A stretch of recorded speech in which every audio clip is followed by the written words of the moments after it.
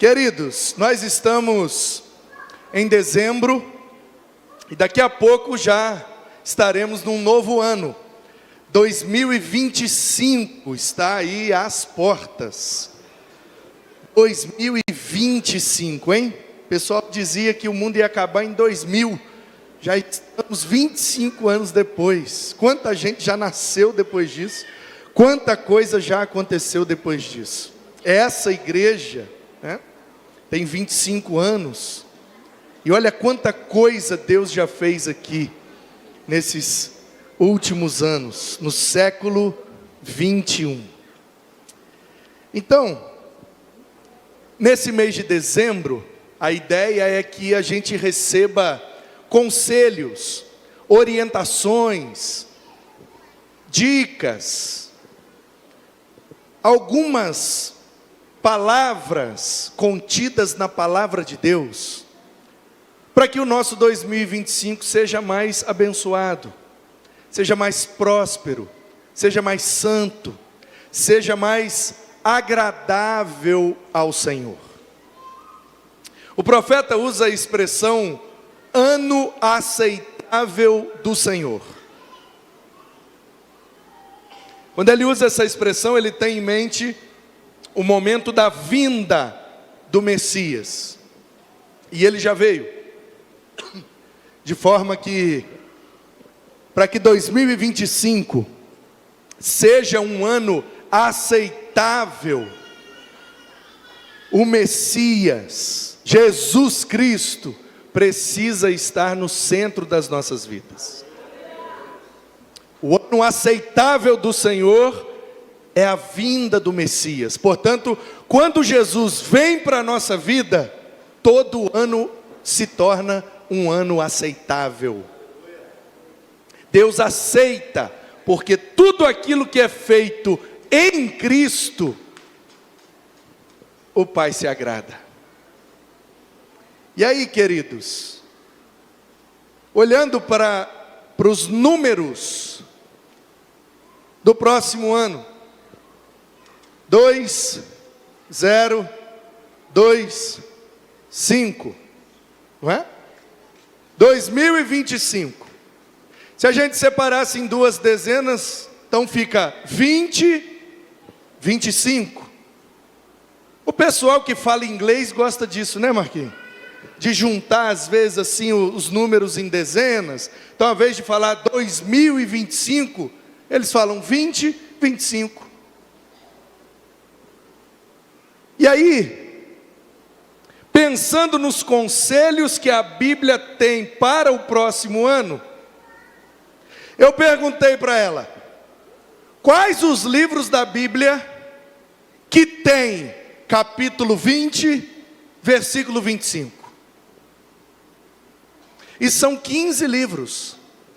15 livros da Bíblia tem capítulo 20, versículo 25. Então, todos os versículos 20 e 25 da Bíblia serão para nós agora os conselhos para 2025. Então, se você abrir a sua Bíblia em Êxodo 20 e 25, eu não sei se quem é que está operando lá hoje. Não é a... Como é que era o nome da menina? Era Camille. Hoje é Karine. Coisa boa, com 2 N's e Y também? Não. Karine, tem como jogar aí para nós? Boa. Você tem outra versão aí, Karine, de Almeida? Ou fica muito difícil? Almeida. Eu vou ler na nova Almeida atualizada, mas eu posso ler na que você jogar aí também. Pode deixar nessa aí, corrigida e fiel, tudo bem. Então vamos lá. O conselho do livro de Êxodo para 2025 é sinceridade. A Bíblia deseja para nós um 2025 mais sincero. Deus disse para o seu povo: se me fizeres um altar de pedras, não o farás de pedras lavradas. Se sobre ele levantares o teu buril, profaná-lo-ás. Tem uma mais nova, e não, Karine, que profaná-lo-ás ficou difícil para mim. Uma Almeida mais, pelo menos do século 20, Nova Almeida atualizada. Se tiver, melhor ainda. NAA. NVI pode ter uma casca de banana, mas vamos tentar. Sabe como é que é, né?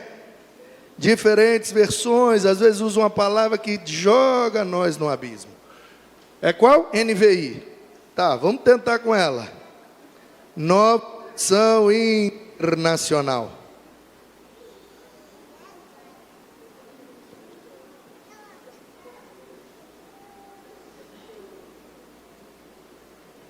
A minha NVI não está abrindo aqui não. Karine, você precisa me ajudar. Oi? Eu leio ali? Ok. Ixi.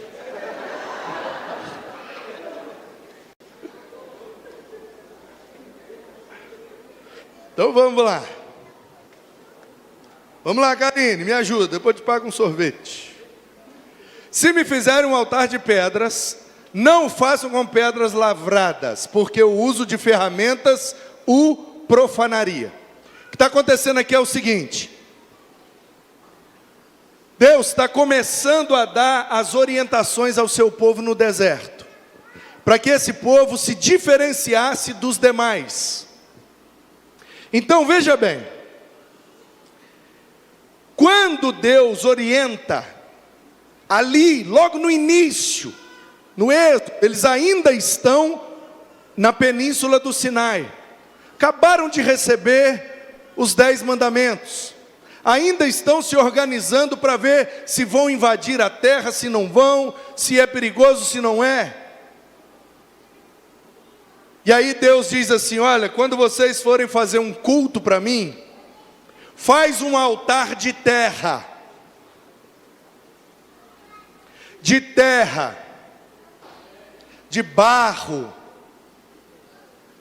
Deus pediu um altar de terra, de barro. Primeiro tipo de altar que Deus pediu foi de terra ou de barro, apontando já para a realidade atual, em que nós somos os altares, e a nossa matéria-prima é barro, é pó da terra. Aí Deus dá uma segunda opção, porque pode ser que eles estejam em um lugar em que seja difícil encontrar terra ou barro. Aí Deus diz assim: então, se for difícil encontrar terra ou barro, eu vou dar uma segunda opção, que eu aceito o culto.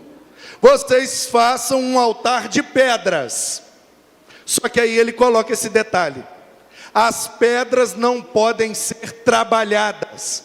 E se tem um povo nesse país que entende de pedra, é o cachoeirense. É povo que lavra bem as pedras, e corta, e dá polimento, e resina, e não sei do que, e tal, aí fica lindo, né? Aí Deus está falando: eu não quero a pedra trabalhada não, eu não quero polimento, eu não quero resina, eu não quero maquiagem, eu não quero disfarce, eu não quero massa, eu não quero polimento, eu quero do jeito que é natural. Portanto, nós precisamos entrar em 2025 com essa direção de Deus. Ser quem nós somos, ao invés de ficar maquiando, ficar fingindo, ficar atuando como um personagem, cheio de hipocrisia e demagogia. Vamos ser o que nós somos: pecadores. Um bando de pecadores, salvos pela graça, que não merece nada. Portanto, em sinceridade, vamos adorar a Deus com o que temos, com o que somos, sem ficar maquiando, polindo, lavrando o altar. Não precisa lavrar, pode fazer do jeito que está, porque o melhor altar e a melhor adoração que Deus quer é aquela feita com sinceridade.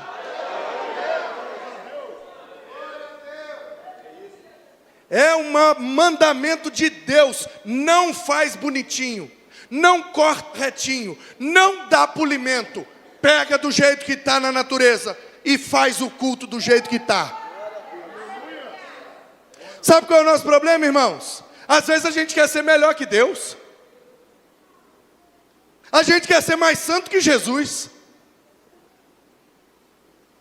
Deus está dizendo, não precisa bonitinho, não precisa retinho, pega do jeito que está e faz. Aí nós falamos, não, assim fica muito desleixado. Não, nós vamos cortar, nós vamos polir, nós vamos... Porque para Deus existe um negócio chamado excelência. Deus gosta disso. Agora, da excelência para a hipocrisia é uma linha muito fina. Entre a gente de fato está querendo entregar o melhor para Deus, ou a gente está querendo entregar o melhor para que todo mundo elogie a gente. Portanto, nós vamos entrar 2025 com sinceridade. O significado dessa palavra vem do latim, sincera. Lá na Idade Média o pessoal começou a fazer umas esculturas para vender. E escultura feita da pedra. Geralmente de mármore. Você que é de Cachoeira entende tudo de pedra, sabe que o mármore é uma pedra mais frágil que o granito. Portanto, quando o artista estava lá esculpindo o mármore, de repente, saiu uma lasquinha a mais. E aí ele falava, ei, agora que eu estava fazendo o nariz dele, saiu um pedaço, vai ficar com o nariz meio torto. Aí sabe o que o artista fazia? Pegava cera e tampava aquele buraquinho. E aí todo mundo olhava e falava, que obra perfeita. É daí que surgiu essa expressão. Quando o cara chegava para analisar a obra, ele falava, eu quero sem cera. Se tiver defeito, eu quero ver. Eu não quero perfeitinha, eu quero sem cera, sem cera, sem cera. Daí veio a expressão sinceridade. A qualidade de quem não tampa os seus defeitos usando cera.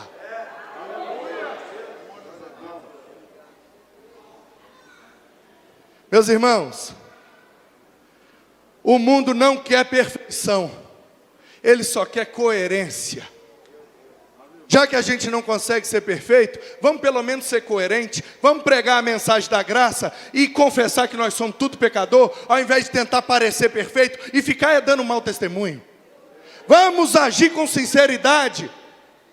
Eu falei uma frase lá na igreja esses dias, eu sou pastor da primeira igreja batista no Itaim Paulista. É um bairro da zona leste da capital de São Paulo. Se você quiser achar nós depois e acompanhar lá, é PIB Itaim. P-I-B-I-T-A-I-M, primeira igreja batista no Itaim. Não é o Itaim Bibi, que é lá na zona sul, lá é os bibilionários. Nós somos da zona leste, do lado ali de Itaquera, entendeu? Lá eles são bibi, nós somos fonfon. Lá eles comem caviar, e nós comemos o que vier. Mas é uma igreja maravilhosa. E esses dias nada, foi ano passado, eu pregando a mensagem lá e veio uma frase assim que não foi carne nem sangue que revelou. E os meninos gostaram tanto da frase, e fizeram corte, e fizeram meme, fizeram figurinha. Aí um dia eu cheguei lá, e na hora de dar o brinde para os visitantes, eu fui surpreendido. O pessoal da comunicação botou a frase no bloquinho que dá de presente para o visitante. E a frase é a seguinte: Deus é bom, o diabo não presta, e nós é tudo mais ou menos. Por um ano isso foi entregue para os visitantes como um slogan da nossa igreja. Deus é bom, o diabo não presta, e nós é tudo mais ou menos. Às vezes é mais, às vezes é menos. Tem dia que nós estamos mais, tem dia que nós estamos... Normal, irmão. A vida é uma roda gigante mesmo. Está lá em cima, está lá embaixo, vamos embora. Vamos para frente. O que a gente não pode é fingir, que a gente não pode é maquiar, que a gente não pode é esconder, porque Deus quer a adoração de pedras não lavradas. Agora vamos para Levítico. E Levítico não podia ser um outro conselho. O conselho de Levítico é santidade. Rapaz, mas Levítico é só paulada mesmo.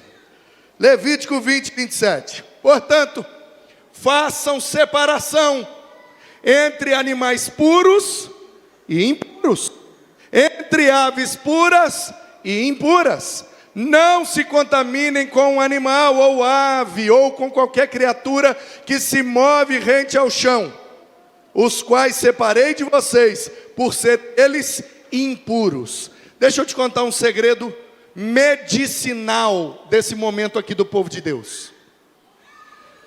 É que a gente lê a Bíblia já em primeira mão, procurando o espiritual que está por trás. Isso é muito importante. A gente não deve fechar a Bíblia antes de ver o espiritual que está por trás. Mas talvez, rapaz, agora que eu vi que o negócio está personalizado ali, ó, Levítico Santidade. Os meninos estão tirando onda mesmo, hein? Gostei de ver, hein? Se quiser morar em São Paulo, tem vaga. Não, brincadeira, pastor, que é isso? Deus me livre. Deus me livre, mas que me dera.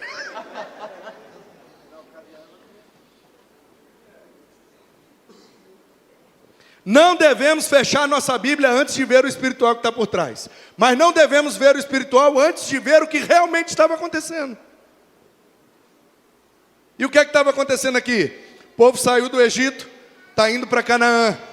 Deus começa a dar as leis para que eles sobrevivessem. Presta atenção, gente. Eles não sabiam. Nós sabemos que a gente já tem a história completa. Aquele povo precisava durar 40 anos. Eu não sei se você já fez a conta, mas viver 40 anos não é tão simples, principalmente para quem está no deserto.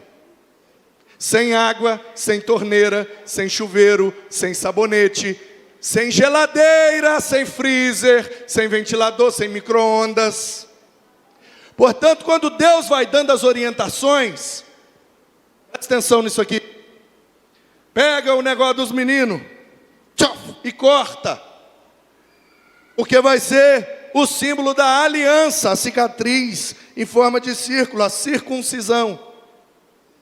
Para o povo fazer, Deus tinha que botar um negócio ali espiritual.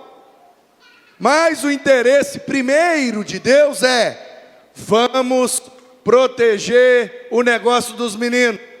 Porque se deixar o prepúcio sem banheiro, sem sabonete, sem ter como lavar e higienizar, vai infeccionar, não vai conseguir fazer filho. Se não fizer filho, qual geração que vai entrar na terra depois? Então corta o negócio dos meninos, que vai ser limpo e vai diminuir as infecções. Então não comam mais desta carne. Por que, Deus? Porque é impuro, se comer é pecado. Misericórdia, então não vou pecar. Qual é o interesse de Deus? Essa carne estraga mais fácil, essa carne dá um verme, essa carne vai matar vocês de infecção intestinal. Vocês não vão durar 40 anos comendo essa carne. Portanto, em todo o Pentateuco existem leis espirituais, existem leis morais, existem leis civis e existem leis de saúde, de higiene, entendeu? Sanitárias. Como que eu vou fazer esse povo durar 40 anos fazendo filho? Então Deus dá algumas orientações. Essa aqui é uma delas. Por isso que nós hoje não fazemos diferença de bicho e bicho. A gente mata e come os bichos tudo. Por quê? Porque agora nós tem geladeira, agora nós tem omeprazol, sal de fruta, aleluia. Agora nós tem anti-inflamatório, antibiótico. Nós tem como congelar a carne do bicho para outro dia. Nós tem como espremer um limão, um vinagre e a carne não fazer mal para nós. O povo no deserto não tinha. Portanto, as leis que tinham esse foco, a gente reinterpreta a partir do contexto. Então, queridos, Deus está dizendo para eles, presta atenção no princípio contido aqui, ó. Por isso que eu estou dizendo que em 2025 a gente tem que viver em santidade. O princípio aqui é: tem alimento puro e tem alimento impuro. A pergunta é: em 25 você vai se alimentar do quê? Tudo que você vê, tudo que você ouve alimenta sua alma, alimenta seu espírito. Tudo que você vê e tudo que você ouve alimenta sua alma e seu espírito. A pergunta é: qual será a nossa dieta em 2025? Deus está mandando a gente separar o puro do impuro. Estou falando de comida não, irmão. Estou falando daquilo que alimenta nosso coração, aquilo que entra pelos nossos olhos e gera algo em nós. Pode gerar algo puro e pode gerar algo impuro. Nós precisamos sair daqui hoje à noite decididos a não nos alimentar com algo impuro, para viver em santidade, para que a gente não pegue enfermidades espirituais. Aquele povo corria o risco de infecção intestinal, nós corremos o risco de infecção espiritual. Depende do que tem no nosso prato todos os dias. Você é o que você come, portanto se alimente bem, separe o puro do impuro e não corra o risco de uma infecção espiritual em 2025. Terceiro conselho da Bíblia está em Números 20 e 25. Leve Arão e seu filho Eleazar para o alto do monte Hor. A lição de Números é piedade. Em 2025 nós precisamos de piedade. Pega o sacerdote e o filho dele, e eles vão subir o monte para buscar a Deus. O nome Arão significa aquele ou aquilo que ilumina. O nome Eleazar, que também pode ser transliterado como Eliezer, Deus é minha ajuda. Presta atenção nesse mistério, você que é assembleano pentecostal.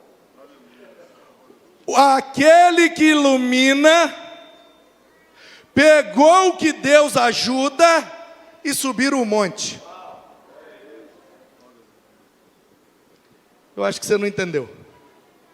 Aquele que ilumina, pegou o que Deus ajuda e subiram o monte buscando a presença do Senhor. A palavra de Deus é o que ilumina. A presença de Deus é o que te ajuda.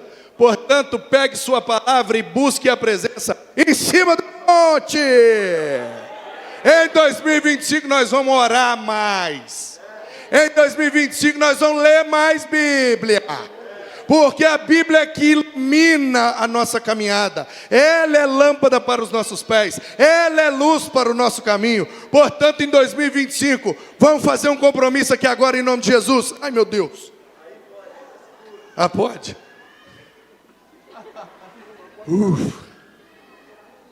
Quem vai ler a Bíblia toda comigo esse ano? Deixa eu te dar uma dica preciosa. Quando você olha a Bíblia toda, parece muita coisa, mas você não precisa ler a Bíblia toda para ler a Bíblia toda. Vou te explicar o mistério. Opa, ó, igual a botija da viúva.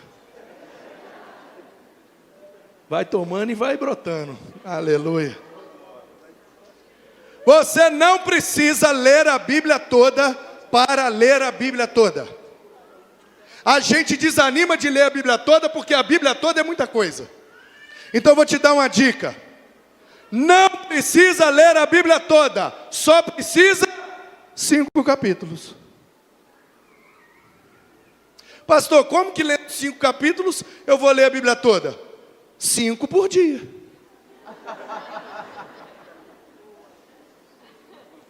A Bíblia toda é muito, mas 5 capítulos não é muito. Se você ler bem devagar, bem devagar, bem devagar, demora 10 minutos. Vamos, em nome de Jesus, entender um negócio? Que de tudo que nós temos e de tudo que nós somos, 10% não é nosso, pertence ao Senhor, tem que devolver para Ele. O seu dia tem quantas horas, irmãos? Seu dia tem quantas horas? Então, 2 horas. E alguns minutos, que eu não vou saber fazer a conta agora. Porque não é 2,4 horas, porque a hora não é 100, é de 60, e quem é de exatas, Deus abençoe. É 2 horas e alguma coisa, vamos arredondar para baixo para ajudar nós. 2 horas do nosso dia não nos pertence. O dízimo é santo ao Senhor, diz a Bíblia. Se você não está fazendo nada com Deus por 2 horas todo dia, você está negando dízimo ao seu Senhor. Estou nem te pedindo 2 horas, estou te pedindo só 10 minutos, 5 capítulos, fechou, acabou, e você vai ler a Bíblia toda, em nome de Jesus. Pastor, mas está faltando força, eu estou desanimado. Aquele que ilumina, pega o que Deus ajuda. Meu irmão, tem hora que precisa da ajuda, é de Deus mesmo. Então você vai para o joelho, você vai para o jejum, você pede ajuda de Deus, você faz alguma coisa. Eu tive uma época que eu fazia seminário, eu morava em Guarapari, congregava em Anchieta e estudava em Vitória. Trabalhava num posto de gasolina 24 horas. Pensa num negócio maluco. E eu queria fazer todos os trabalhos, e tinha que fazer todos os negócios da igreja, e tinha que pregar e dar aula de EBD e não sei o que, e agenda de pregação, e um monte de coisa, e eu tenho que ler a Bíblia. Aí um dia dentro de casa eu já estava dormindo, aí eu fui para o meio da rua, desci lá na calçada e fiquei lendo assim, eu tenho que terminar só 5 capítulos, só 5. Aí terminei, subi, paguei.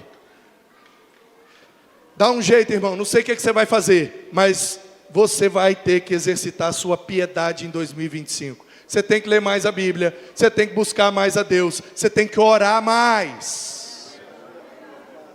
Vamos agora para Juízes. E não teria outra coisa. Juízes é justiça. Dessa vez, quando os benjamitas saíram de Gibeá para enfrentá-los, derrubaram outros 18.000 israelitas, todos eles armados de espada. Vou te explicar rapidinho o que está acontecendo aqui. Um levita saiu lá de Betel, onde ficavam os levitas, estudando no seminário lá em cima. E ele foi lá embaixo, na tribo de Benjamim. E ele ficou hospedado na casa de um homem, benjamita. E ele queria casar com a filha daquele homem. E o homem gostou da ideia, só que pediu para ele ficar. E depois pediu para ele ficar mais um dia, e mais um dia, e mais um dia. E os benjamitas descobriram, tem um cara de fora aí, o cara veio lá do norte, e chegou aqui para pegar nossas meninas, para casar. Aí os caras foram lá em volta da casa, começaram a gritar, bota ele aqui para fora, que nós vamos dar uma coça nele. Bota ele para fora aí, que nós vamos matar ele. Aí o cara falou, não gente, o homem é levita, quer saber não, veio de fora aqui, nós mata. Tribo de Levi e tribo de Benjamim, 2 filhos de Israel. Os miseráveis são primos, na verdade irmãos, do mesmo povo, e estava querendo um matar o outro. Ainda bem que esse negócio ficou lá em Israel, e na igreja nós não temos mais isso. Aleluia!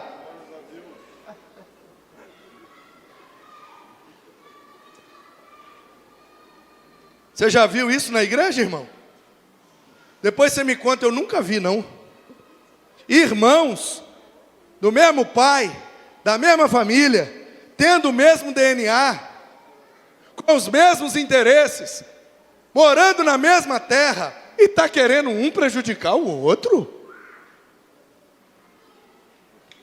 Aí o que é que Deus faz com essa atitude? Eles botam a mulher para fora, os caras abusam da mulher a noite toda, e entregam ela toda violentada pela manhã. O levita, coitado, acabou de perder a sua noiva, fica revoltado, pega aquela mulher, volta para Israel, pica ela em 12 pedaços, manda um pedaço para cada tribo, com um bilhete. Os benjamitas fizeram isso. O povo todo se une em volta daquele levita, e fala, o que você quer fazer? Ele, eu quero fazer o que Deus mandar. E aí Deus, o que o senhor está mandando? Aí Deus fala, vai lá, e vamos levar o juízo para a tribo de Benjamim. Esse texto está dizendo exatamente o momento em que eles foram. No primeiro ataque, eles morreram muitos, se reorganizaram, buscaram a direção de Deus. No segundo ataque, tomaram outra pancada. Os benjamitas eram brutos. Foram a terceira vez, a quarta vez, e Deus falando, vai, continua, vai, continua, vai, continua, até que Deus humilhou os benjamitas, de forma que eles precisaram da ajuda. O mesmo Deus que trouxe o juízo, depois trouxe a graça, falou com todas as tribos, agora vocês vão lá e dá a esposa para eles procriarem e voltar a ser a tribo de Benjamim, porque aqueles miseráveis que fizeram a maldade, eu já tratei com eles.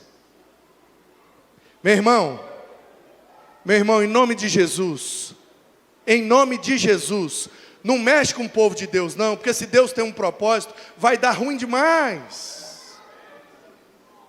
Vamos passar 2025 sendo mais justos, em nome de Jesus, porque a justiça de Deus uma hora vai vir, irmão. Não adianta a gente achar que ninguém está vendo, Deus está vendo. E quando o povo de Deus ataca o próprio povo de Deus, ele atrai o juízo de Deus. Eu não sei você, porque talvez você se garante. Eu não me garanto, então eu não quero atrair o juízo de Deus em 2025. Portanto, eu preciso ser justo com os meus irmãos, ainda que eu não concorde, ainda que eu não goste, ainda que não importa, somos o mesmo povo, temos o mesmo Pai, vamos para o mesmo céu, em nome de Jesus, vamos nos unir e ser justos.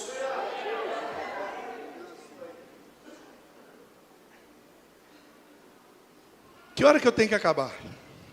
É antes das 9? Quanto mais rápido, melhor, né? Geralmente é 9. É porque eu tinha um negócio muito bom para falar, mas não vai dar tempo. Não, para que bobeira. Vamos aqui. 1 Samuel. Deixa para a próxima. Deixa para a próxima. Vamos lá, 1 Samuel.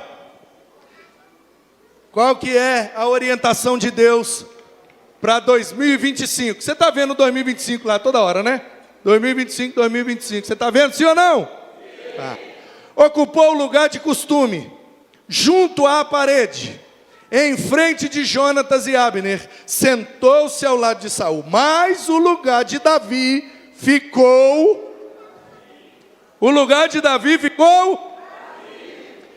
Inventaram uma falácia. E se isso já foi ensinado aqui, eu já peço perdão logo. E se o pastor Zezinho ensinou, está ensinado. Vale o que ele falou e não o que eu estou dizendo. Mas por muitos anos eu ouvi na igreja a expressão: se você não fizer, Deus levanta outro para o seu lugar. Eu não acredito nisso. Porque o texto está dizendo que o lugar de Davi ficou vazio. E ninguém poderia sentar no lugar de Davi, porque o lugar de Davi é de Davi. Se você não fizer, o outro vai fazer. Mas o outro vai fazer pelo outro. Você vai continuar sem fazer. O seu lugar continuará vazio. Portanto, em 2025, a orientação da Bíblia para nós é ocupação. A gente é muito fofoqueiro, a gente é muito briguento, a gente é muito confusento, a gente não produz. Por quê? Porque a gente está muito desocupado. O lugar de Davi está vazio. Ou você não se lembra quando Davi ficou desocupado, o que ele fez? Não vou para a guerra não, estou de boa. Aí foi lá na varanda, espreguiçando. Ué, quem é aquela menina bonita ali? Meu irmão, 2025 você vai estar ocupado, sentado no seu lugar, fazendo o que você nasceu para fazer, e assim você não vai ter tempo para desagradar o seu Deus.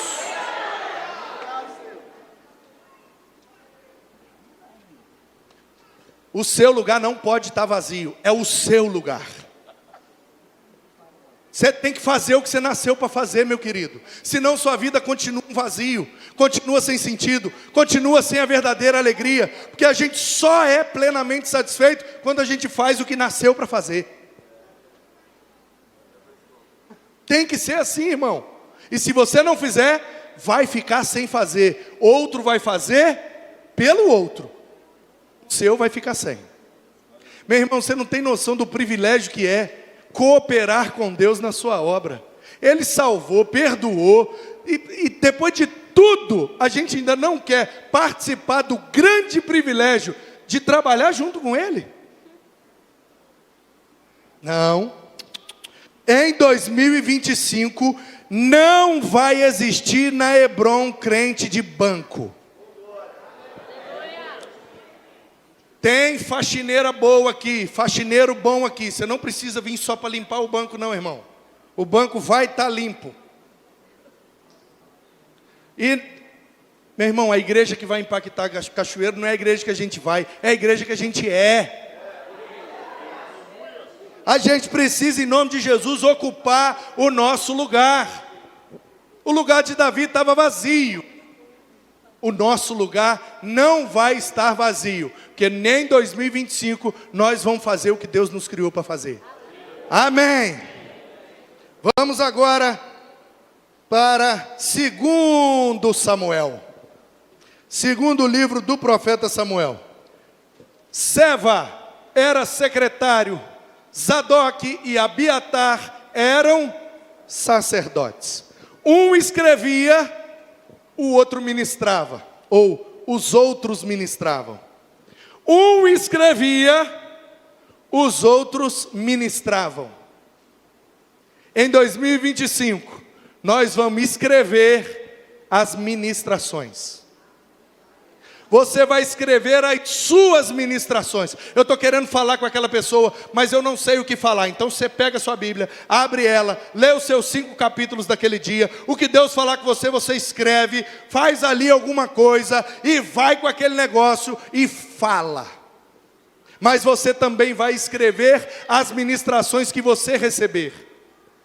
Nem todo mundo goza de boa memória. Nem todo mundo vai lembrar de todos os detalhes, de todos os cultos, de todas as ministrações. Nós temos que criar o hábito de anotar o que Deus fala com a gente. Porque na hora da dificuldade, a gente começa a ler e a gente começa a reviver aqueles momentos que Ele falou. E aquilo vai alimentando e fortificando a gente. E a gente consegue se lembrar. A Bíblia tem vários textos falando: não esqueçam, não esqueçam.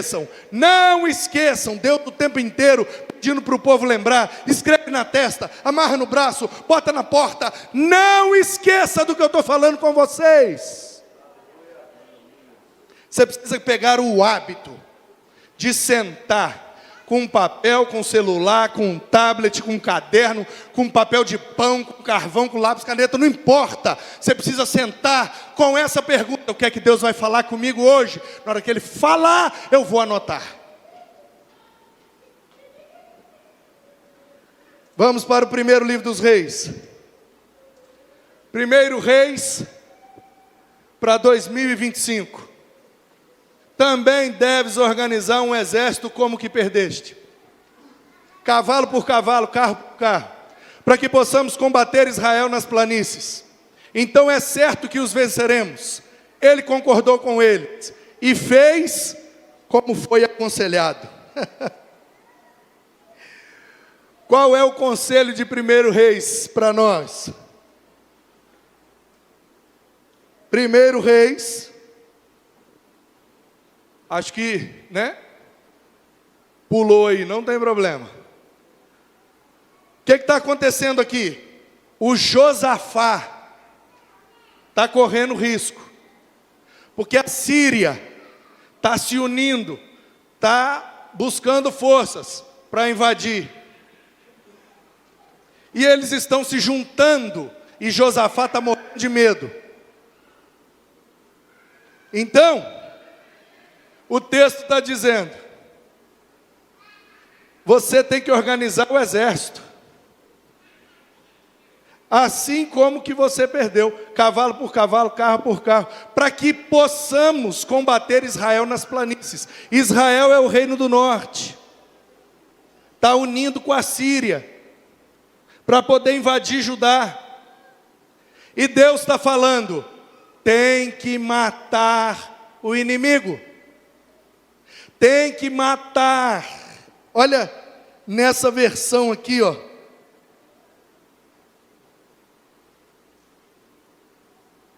Forma outro exército, igual ao exército que perdeste. Na Nova Almeida atualizada. Igual em número ao que você perdeu, com outros tantos cavalos e carros de guerra. Vamos lutar contra eles na planície, por certo, seremos mais fortes que eles. O rei deu ouvidos ao que disseram, e assim ele fez. Deus está orientando, é preciso matar o que está te matando. É preciso matar o que está te matando. Se é o cavalo, cavalo. Se é o carro, carro. Se é Israel, Israel. O que é que está matando a gente? Quando a gente pensa nisso, a gente só pensa em coisas fora da gente. Só que Paulo diz que o pior inimigo nosso somos nós mesmos. A nossa natureza pecaminosa, que ele chama de sarx, a carne no sentido de natureza pecaminosa, não soma, que é no sentido de corpo, mas sarx, no sentido de aquela tendência que todos nós temos ao pecado. As obras da carne só podem ser vencidas pelo fruto do Espírito. E a orientação do apóstolo é: mata o que pode te matar, para depois o Espírito gerar vida através de você. Em 2025, nós vamos mortificar a nossa carne. Nós vamos matar o exército inimigo que está atrapalhando a gente de prosseguir. Para de pensar no inimigo externo. Ele existe, são espirituais, mas a maioria dos nossos problemas não são causados pelos nossos inimigos externos. A maioria é causado pelo nosso inimigo interno, a nossa carne. Portanto, nós temos que matá-la, para que todas as obras da carne sejam mortificadas. E o fruto do Espírito, em amor, alegria e paz, longanimidade, bondade, benignidade, fidelidade, mansidão e domínio próprio, vão crescer na nossa vida para a glória de Deus. Agora vamos para 2 Crônicas. Olha que coisa linda. 2 Crônicas para 2025. Então Josafá e os seus soldados foram saquear os cadáveres, e encontraram entre eles grande quantidade de equipamentos e de roupas e também objetos de valor. Passaram 3 dias juntando tudo, mas havia mais do que eram capazes de levar. Mais do que eram capazes de levar. Gente, olha isso. Não é possível.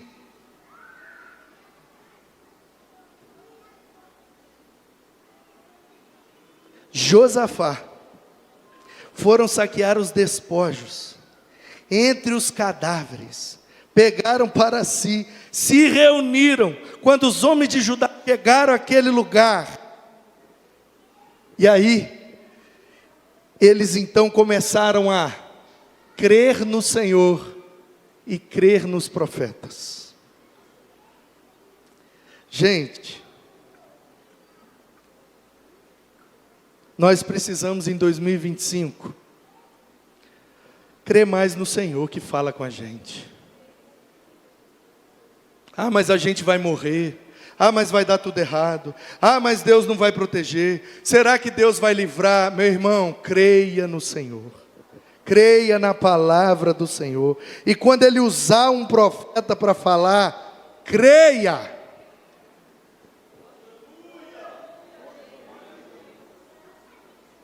Jó,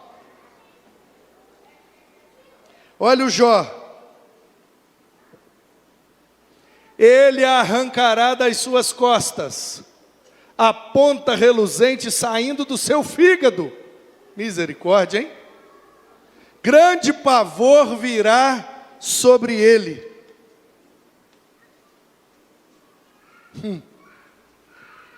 Deus está dizendo que nós precisamos, quando for ficar irado contra a impiedade. E não ficar irado contra pessoas, contra coisas, contra ideias. Mas por que a gente não se une para irar contra a impiedade? Provérbios. Olha o Provérbios para 2025. É uma armadilha consagrar algo precipitadamente e só pensar nas consequências depois que se fez o voto. O poeta está dizendo, antes de você fazer um acordo com Deus, antes de você prometer algo para Deus, antes de você fazer um voto, antes de você tomar uma decisão, pensa direitinho se você vai dar conta de cumprir. Quantos e quantos votos nós fazemos na virada do ano, e quando chega em fevereiro a gente já quebrou o voto. Ele não passa do carnaval. Quando passa, termina no aniversário. Meus irmãos, às vezes a gente participa de alguns momentos onde a gente se empolga, a gente se alegra, e a gente, por aquele momento empolgante, quer prometer algo para Deus. E se a nossa vida congelasse naquele momento, a gente cumpriria. O problema é que a vida não congela no culto, a vida não congela na consagração, a vida não congela na oração, a vida não congela no congresso, a vida continua. E é na continuidade da vida que a gente cumpre os votos que fez na hora da empolgação. Ah, como Deus gosta de gente que promete coisa na empolgação e depois cumpre na hora da tristeza. Promete coisa na euforia e depois cumpre na hora da angústia. Portanto, o que o poeta está dizendo é, se não é para cumprir, pare de falar. Se não é para fazer, pare de prometer. Olhe para o seu próximo ano. Lembre-se que você terá tristeza, traição, deslealdade, crítica, abandono, maledicência. Vai ter um monte de coisa. Lembre-se disso na hora de você fazer um voto. Porque são nesses momentos difíceis que a gente prova a nossa fidelidade ao Senhor. Ezequiel. Você conhece a história, né? O povo foi levado cativo para a Babilônia. O Ezequiel está lá na Babilônia profetizando do ponto de vista de lá. E o Jeremias está aqui em Jerusalém profetizando no ponto de vista de cá. E o Ezequiel está dizendo lá que Deus disse que também os abandonou a decretos que não eram bons e a leis pelas quais não conseguiam viver. Deus está dizendo através do Ezequiel, sabe por que é que vocês estão aqui na Babilônia? Porque vocês me abandonaram lá em Canaã. Portanto, em 2025 nós devemos fugir do juízo de Deus. Só tem um jeito, conforme o Ezequiel, de fugir do juízo de Deus. Deus está dizendo, eu deixei eles vir para a Babilônia, porque eles me abandonaram lá na terra que eu prometi para eles.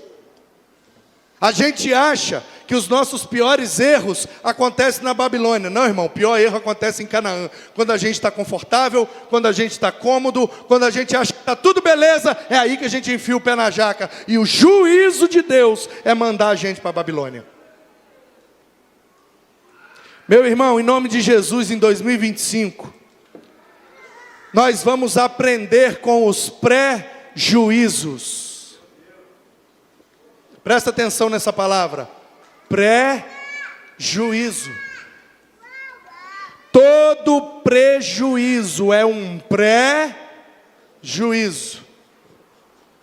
Eu vou andando pela vida, preciso muito desse lenço, desse papel, para enxugar a minha testa. Ai, perdi meu papel, caiu e sujou. Ai, foi um prejuízo. Todo prejuízo é um pré-juízo. Manu, para que você foi sair da frente da mesa com papel? Se você estivesse na frente da mesa, ele caía e não sujava. Lembra que eu falei com você para não sair? Por que você saiu? Prejuízo, pré-juízo. Volta para a mesa, Manu, porque se você não voltar, eu vou deixar você perder esse papel lá na Babilônia. E aí você não vê nunca mais. Meu irmão, para de olhar o prejuízo como algo mal. Nada alcança a nossa vida se não for da permissão do Senhor. Todo prejuízo é Deus dizendo, acorda e volta. Acorda e volta. Quem volta não sofre o juízo. Quem não volta, não aprende com o prejuízo, vai sofrer o juízo. Você perdeu alguma coisa, por menor que seja, olha para o céu e pergunta, o que é que eu preciso aprender, Senhor? Todo prejuízo é um prejuízo. Isso aqui veio antes do juízo. Se eu não aprender, vai vir o juízo. Eu quero fugir do juízo de Deus. Então me ensina com o prejuízo. Vamos para Mateus. Chegamos no Novo Testamento e já estamos acabando. Mateus para 2025. Jesus chamou e disse, vocês sabem que os governantes das nações as dominam? E as pessoas importantes exercem poder sobre a humanidade? Vocês sabem que os governantes dominam o povo. Domina, oprime, rouba o povo. Mas acima do governante da terra, tem aquele que está sentado num alto e sublime trono. A lição de Mateus, ou a orientação de Mateus para 2025 é: não brigar por políticos. Jesus está falando, vocês não sabem que os governantes fazem maldade? Vocês não sabem que os governantes oprimem? Vocês não sabem que os governantes gostam disso aqui? Para que nós vamos ficar brigando por causa deles? No final das contas, nós estamos brigados, nós estamos com problema, nós estamos com prejuízo, e eles estão comendo lagosta numa ilha, seu besta.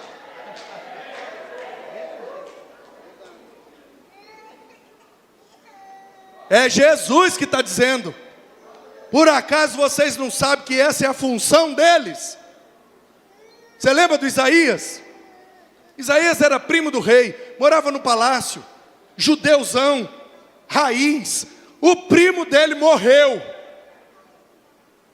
E era, até aquele momento, o rei que estava mandando melhor. E aí o Isaías falou, misericórdia, e agora o que eu vou fazer? No ano que morreu o rei Uzias, eu vi o Senhor, e ele estava... Ô Isaías, por que você está assim desse jeito?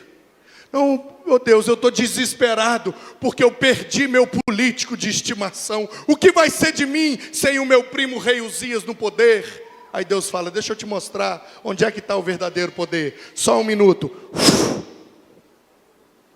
O que você está vendo, Isaías? Eu estou vendo um alto e sublime trono, e Deus está sentado no trono, e tem anjos com 6 asas, com 2 cobre o rosto, com 2 cobre os pés, e com 2 eles voam, e eles dizem uns para os outros, não é para Deus não, que te olhar morre, um para o outro: Santo, Santo, Santo, é o Senhor dos exércitos. Quem está sentado no trono é Deus.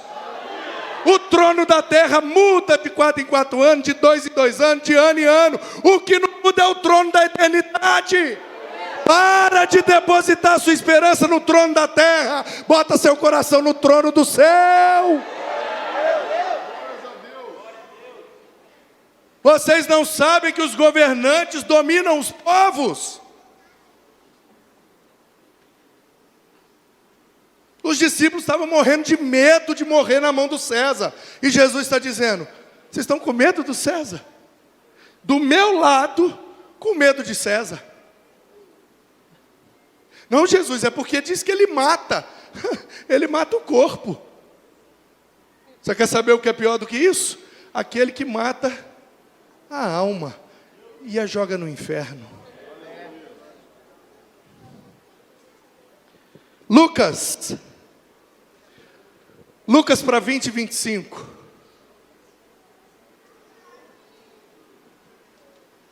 De César, responderam eles.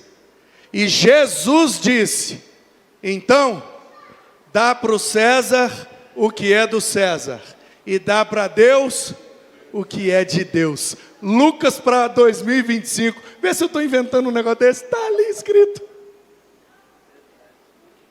Lucas 20, 25. Depois de Mateus 20, 25, dizendo: vocês não sabem que os governantes oprimem? Aí vem o Lucas 20, 25 e diz: dá para eles o que é deles, mas dá para Deus o que é de Deus.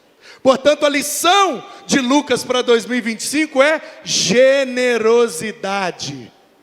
O que é do César, toma César, tudo que é seu. Agora o que é de Deus, toma Senhor, tudo que é seu, com generosidade. Não faltará semente ao que semeia. João, para 2025. Jesus ressuscitou, apareceu, e o pessoal tudo: meu Deus, olha, ressuscitou. E eles dizendo: a gente viu Jesus, encostamos nele, é ele mesmo. Aí o Tomé virou e falou: eu não acredito. Se eu não botar a mão no buraco do prego, eu não acredito não. Aí Jesus entrou: oi Tomé, é o buraco que você quer? Pode ir. Que é isso, Senhor? É verdade mesmo então? Bota o dedo logo, rapaz. Está quentinho ainda do sangue. Aí Tomé: eu creio.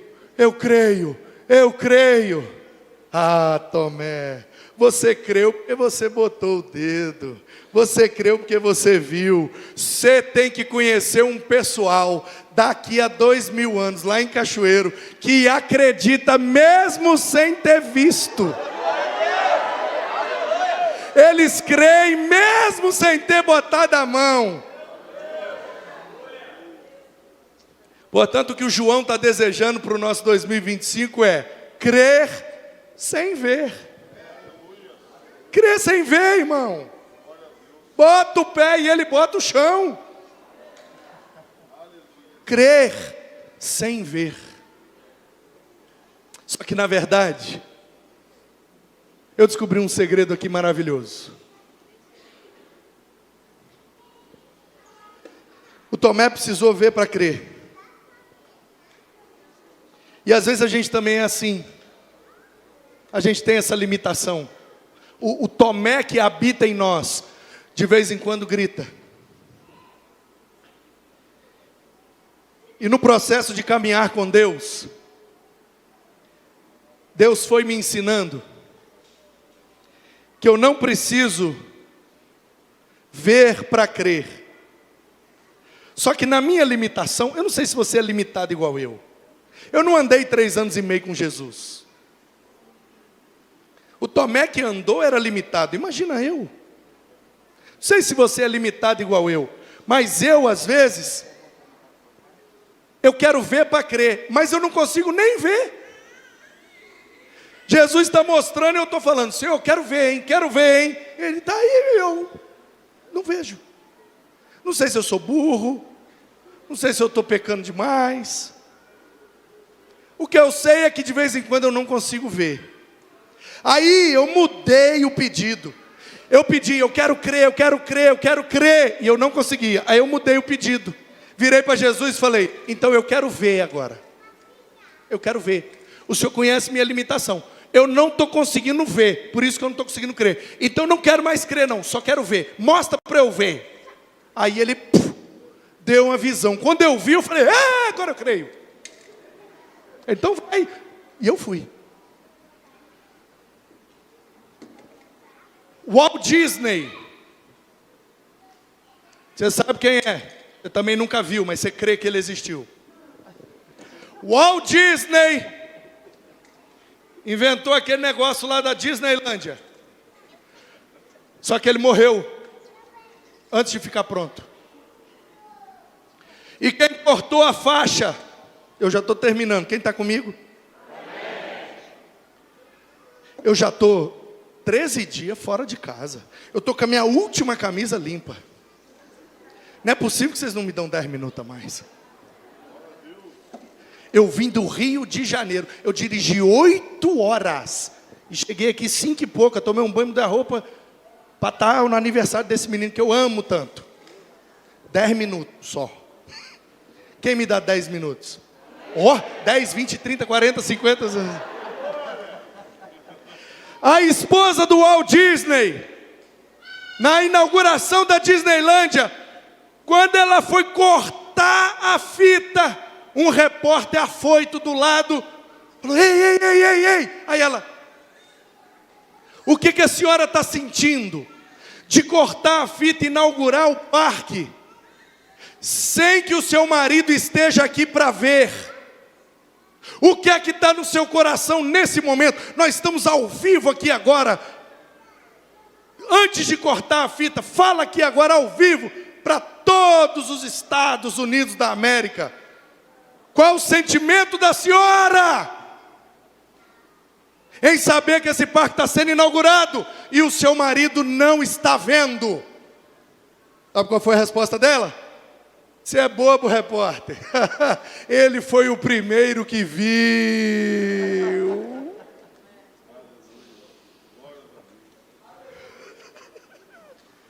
O seu marido não está aqui para ver. Larga de ser besta. Ele foi o primeiro que viu. Por isso ele idealizou. A visão é dele. A gente só fez a obra. Pegou aí, né? Quando pega assim é massa. Mas fica pegado 2025 inteiro, não despega não, tá? Deixa pegado. Vamos junto.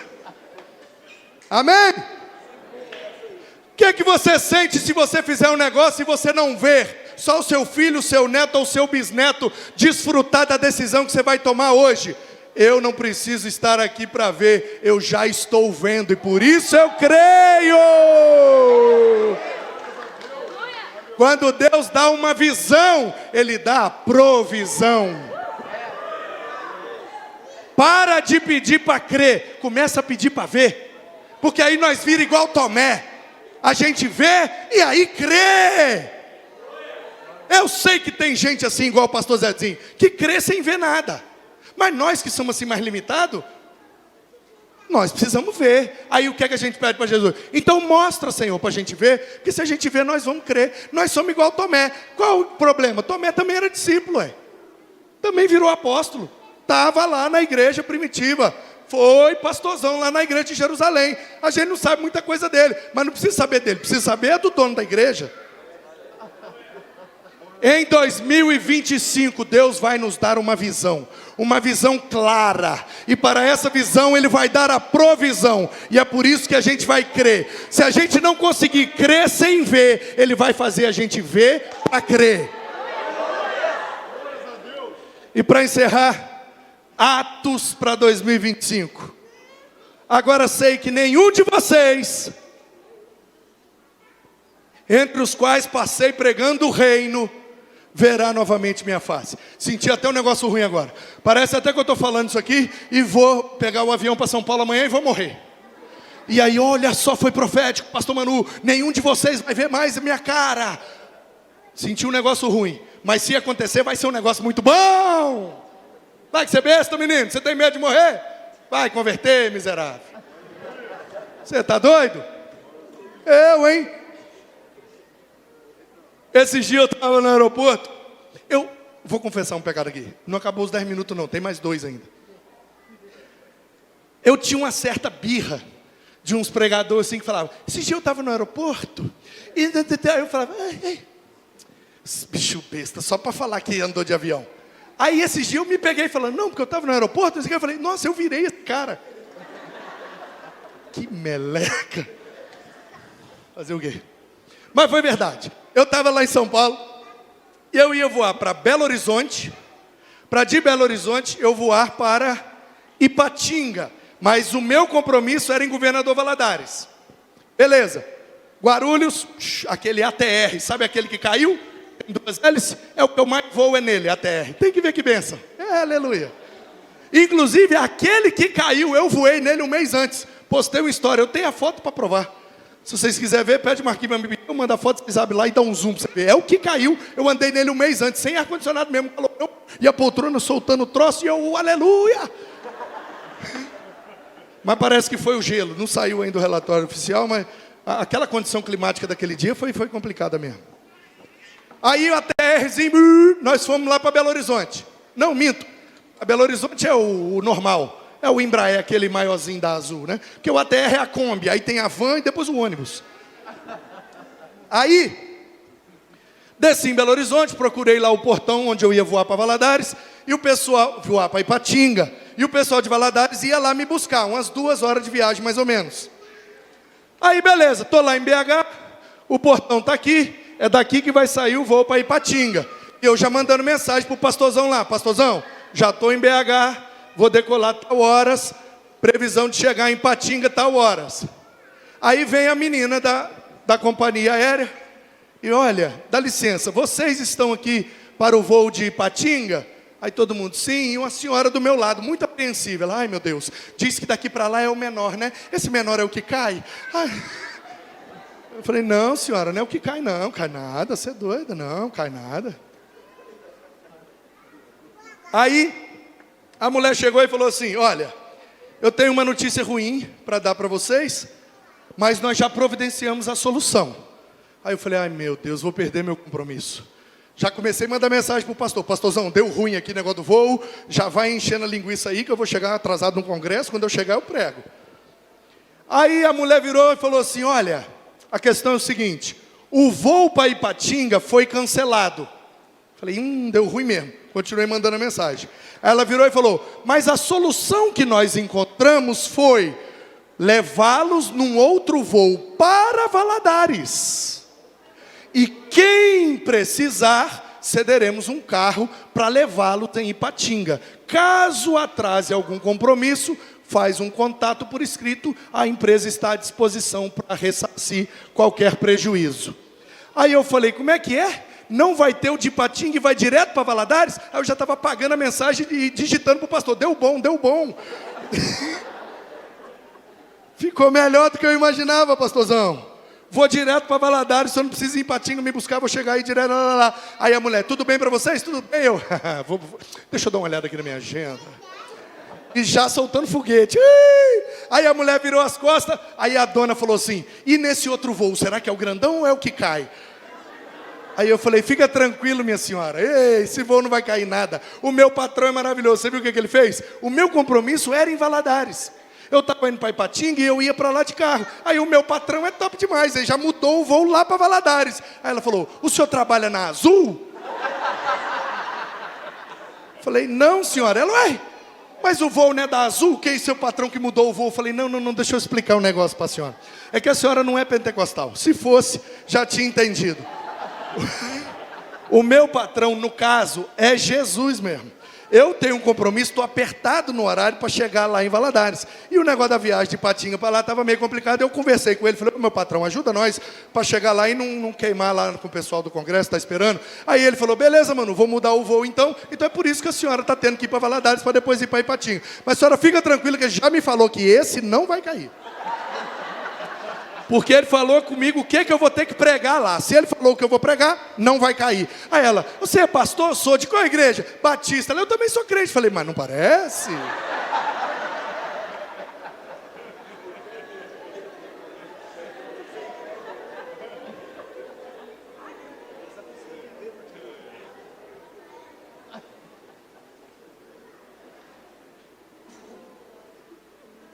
Em 2025...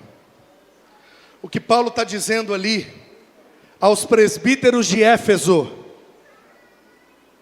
ele foi até Mileto, mandou chamar, porque se ele pisa em Éfeso, eles não deixam ele sair de lá. Mandou chamar os presbíteros de Éfeso em Mileto e diz para eles, em nada tenho a minha vida como preciosa, minha vida não vale mais nada, a única coisa que tem valor para mim é pregar o evangelho da graça de Deus, e por isso eu vou até o fim disposto a morrer. Deus já me falou que eu vou parar em Roma, e o negócio lá a chapa vai esquentar. Pode ser que eu não veja mais vocês, mas vocês me conhecem, e sabem, indo para Roma ou não, morrendo ou não, a minha vida é pregar o evangelho do reino. Portanto, o que Atos do Espírito Santo está desejando para nós em 2025 é pregar o reino. Não é pregar placa, não é pregar o costume, não é pregar mania, não é pregar regimento, não é pregar, é pregar o reino de Deus.